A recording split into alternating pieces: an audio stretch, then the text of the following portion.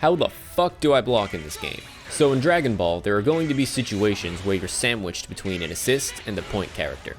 When in doubt, always block the point character. This is true in other games as well. In Guilty Gear, there are a ton of sandwich situations, and in that game you always block the opponent character, not the assist or the projectile. This can be kind of confusing because your character turns around to face the assist during the block animation, but you don't have to switch directions in most situations.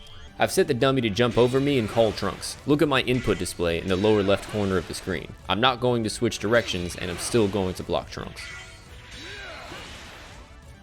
Cross-up protection in Dragon Ball is pretty strong, so usually you can't get crossed up by assist calls like this. When you're in a block string, you have to be out of block stun for a certain number of frames for it to register as a cross-up. I think it's 3, but I've seen some other numbers around the internet. We'll talk more about mix-ups and frame data in future videos. The other thing you have to look out for is 6M, or forward plus medium. 6M is a 24 frame overhead that can start a combo with an assist. 24 frames isn't that fast, but if you're not looking for it, you can get smoked.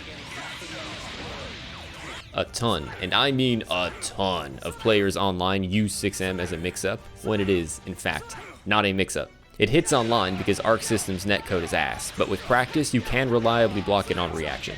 As with every 2D fighting game except I guess Fantasy Strike, you block low by default and stand block on reaction. Android 18 has a 6 frame low, but 6M is 24 frames. You can react to the 24 frame overhead, but nobody is reacting to a 6 frame anything. Record the dummy doing a few different strings into it and train yourself to look for it as well as reacting to it. Some characters like Vegito have to use 6M because they don't have any other ways to beat a player holding down back. Offense is not as overwhelming in this game as it initially seems. Understanding where to block in neutral and being able to block 6M is going to make playing defense a lot less scary.